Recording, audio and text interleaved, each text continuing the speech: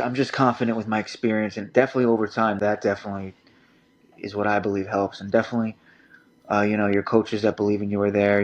They're used to this. Me being used to this.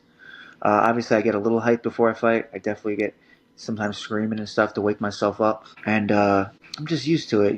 Once you experience something, I feel like no matter what it is in life, once you do something over and over again, whether it's a kid going in the dark getting scared for the first time and then them doing it multiple times, or whether it's a fight, after a while you get used to it. Welcome, ladies and gentlemen, to Carol's Corner MMA podcast. I'm Kyle Carroll, and today we're joined by Kyle Troyan, who will be fighting in the main event at Jackhammer Promotions, Fall Brawl 14. Kyle, how are you doing? I feel amazing. I'm ready to go, ready to handle business, and I can't wait to fight. Awesome, and you're taking on Santiago. Tell us a little bit about your thoughts about your opponent, what you expect from him, and how you feel going into this fight. I feel more confident than ever. I'm training with people better than me all the time, and I'm obviously not a big fan of his gym or anyone from his gym. I wanted to fight a couple people, and they go running or doing whatever they want to do. So I'm glad he accepted the fight, and I'm here to just show that I'm not only the better fighter, but I'm ready to take that next step and make a name for myself in this sport. Now, I know you're talking about his gym. You do mean Vamos MMA? Yeah, yeah. I just don't like them at all, to be honest with you. Now, I know speaking to him the other night, he said he's no longer with Vamos MMA. He is with Long Island MMA now. Okay. I don't know if that really changes anything for you, but he's a strong wrestler. He's got a collegiate wrestling background. Thoughts on that and how that changes your game plan and what you expect from him inside the cage?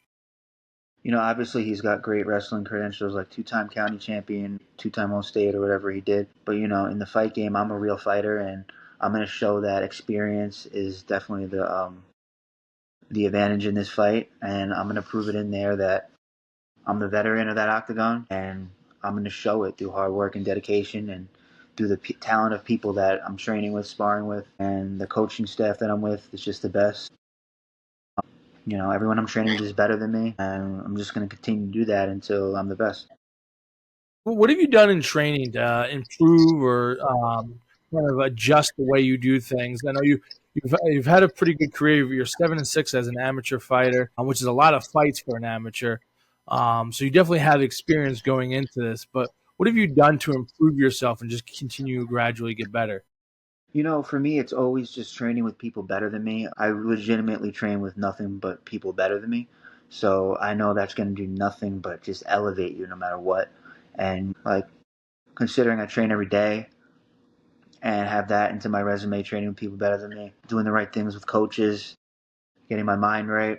And I know, I'm just aggressive and hungry. I want this, and I'm going to show that I'm ready to do it. Awesome. And, like I said, the experience, you have 7 wins, 6 losses, but, that's a ton of experience inside the cage. What advantages do you believe you have just going into this? Just because, that kind of experience is above most fighters. I think he's only 4-1 or 5-1, something like that.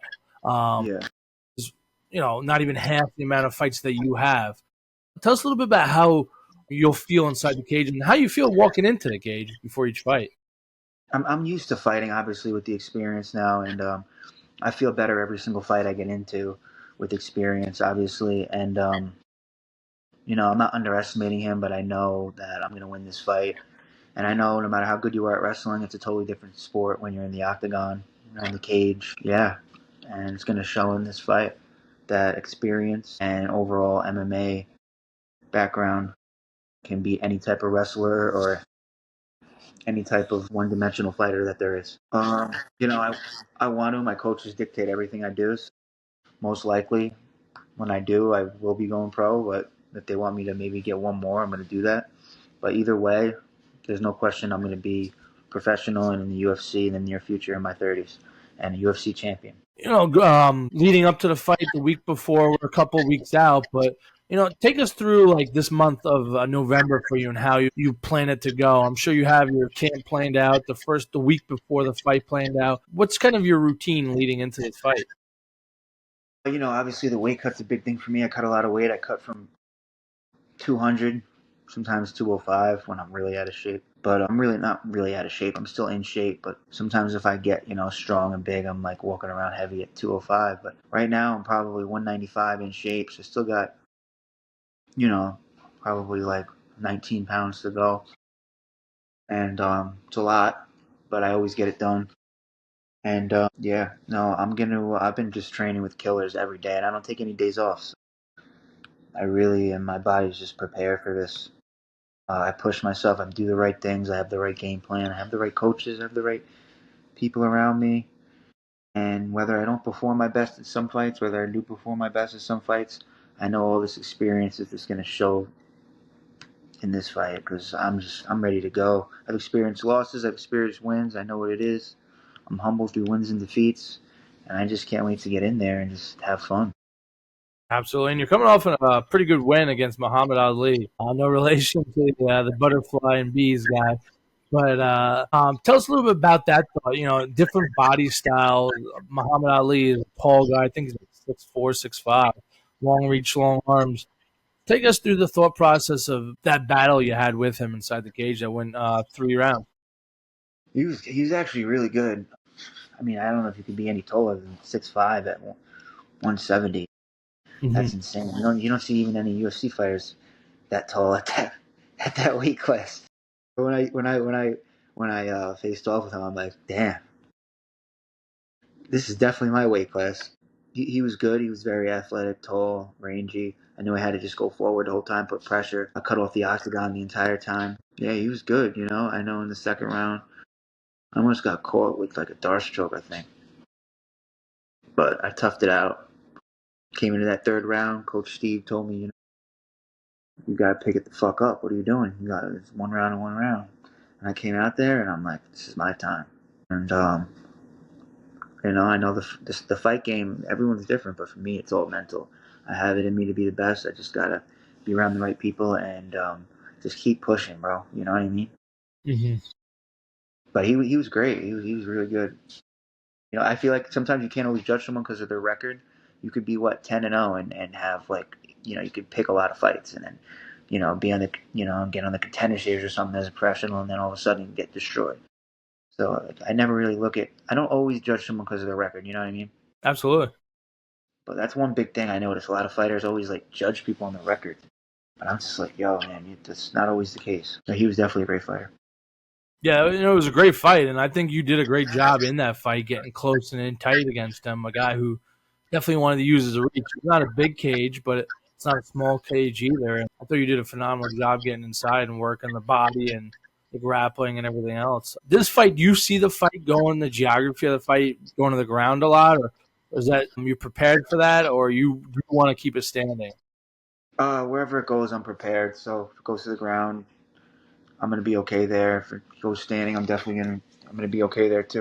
Wherever it goes, I'm confident. Awesome. And what's the biggest influence for your career right now? Um, tell us your 13 fights in. What's influencing you and motivating you to consistently Just to get to keep, the gym and work? just honestly, it's just all my coaches and my gym. Period. I'm just around. You look up on the wall, you see world champions. I mean, Aljamain Sterling, obviously, Barab Divashweli, everyone. There's Matt Serra on the wall. There's everyone. Like you know what I mean? It's one of the biggest gyms in the world, if not the biggest. So I'm nothing but motivated by all the champions, all the UFC fighters that are around, all the up and comers. It's just nothing but hard work and dedication.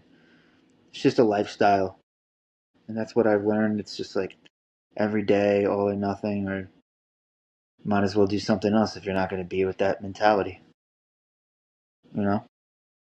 Absolutely. Now, do you guys get like the champions swing by before a lot of the amateurs or the younger professionals compete? Kind of give a word of wisdom or advice. What did you say again? I'm sorry. Do a lot of the champions like Aljamain or Marab, do they swing by, or even Weidman, do they ever swing by to give words of advice or encouragement right before the amateurs like yourself or the young professionals compete? Yeah, they stop by every so often. Marab and Aljamain, yeah, they're there.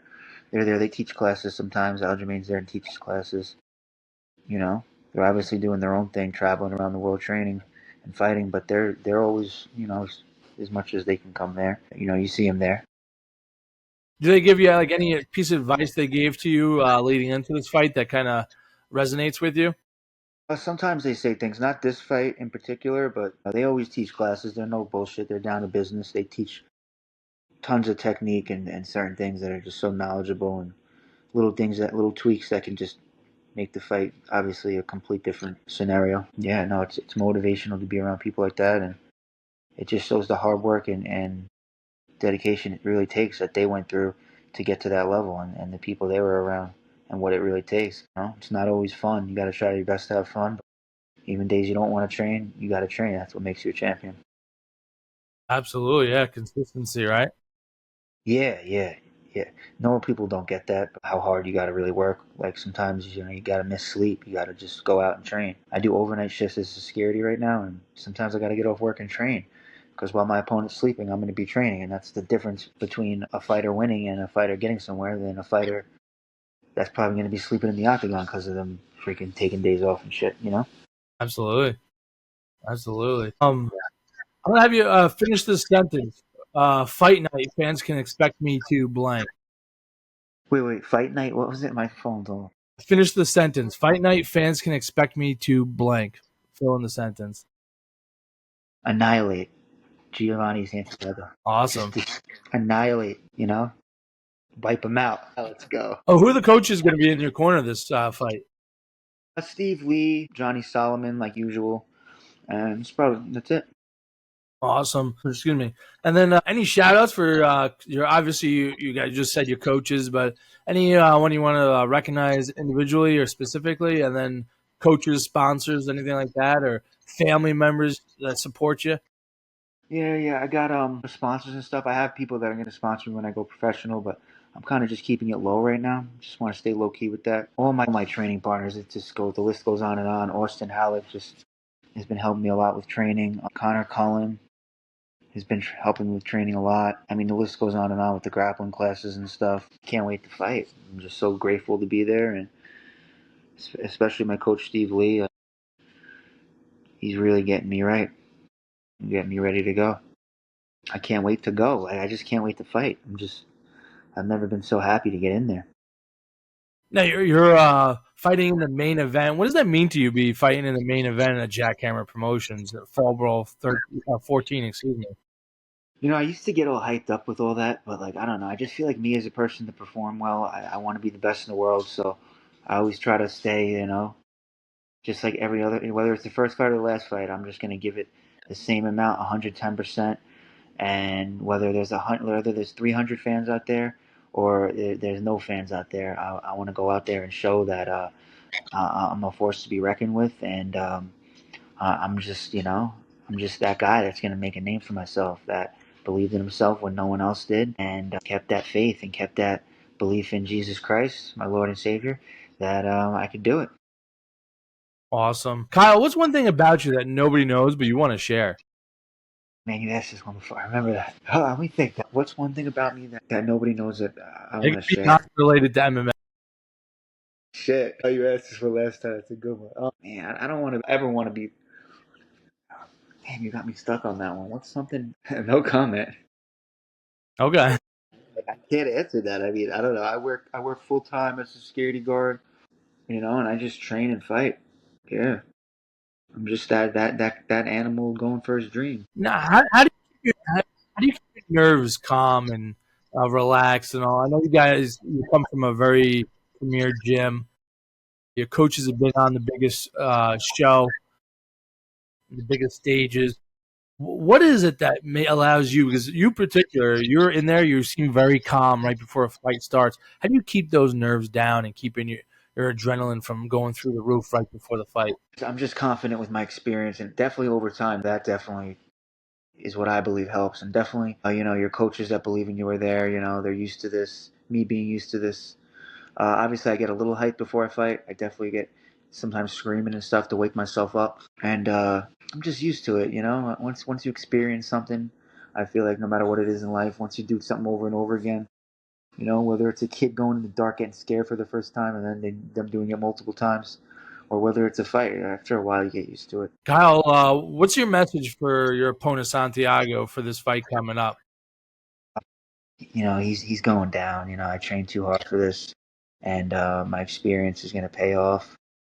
And this isn't wrestling. This is fighting, and the experience with me in the fight game is going to show in that octagon. Awesome. Well, I appreciate you jumping on and talking about the fight coming up. I wish you the best of luck. It was entertaining to watch your fights and call the fights. Any last words you want to say before we wrap this up, Kyle? That's it. I hope he brings it because it's not going to be enough. I'm ready to go. I'm ready to throw down and punish this kid for the entire fight and put my name on the map for the future, man. This is my time, and I'm here. I'm here to stay. I'm here. I'm here to really show I can not just make a career out of this, but be a champion one day. This is my time. I want the best, and I'm going to show that I'm better than the best because I am the best. Awesome. Well, this is Kyle Carroll on Carroll's Corner MMA podcast. I appreciate Kyle Troyan joining us here, fighting on Jackhammer Promotions, November 23rd. That's a Sunday, ladies and gentlemen. If you can't get there, make sure you watch it online at jackhammerfights.com. Kyle, how can people follow your journey, and how can they get tickets from you? You could follow me on Instagram at Kyle Troyan MMA, Facebook Kyle Troyan or whatever it is. I'm probably going to delete that soon. But yeah, just message me on Instagram, and yeah, if you want tickets, I only have a couple more general admission for now.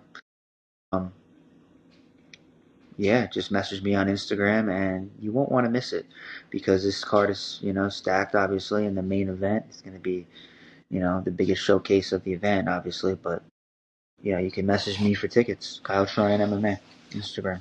There you have it, ladies and gentlemen. Kyle Troyan fighting in the main event. Don't want to miss on Sunday, November 3rd, right before the holidays come through. Just in time to eat some turkey for Thanksgiving, Kyle. You got me. I'm already looking at that. Like, damn, how many days after the fight? A couple of days, and I'm damn. Yeah. Oh, man, I'm gonna be fucking 220. That's awesome. Well, ladies and gentlemen, thanks for joining us. This is Carol's Corner MMA podcast. I'm signing off.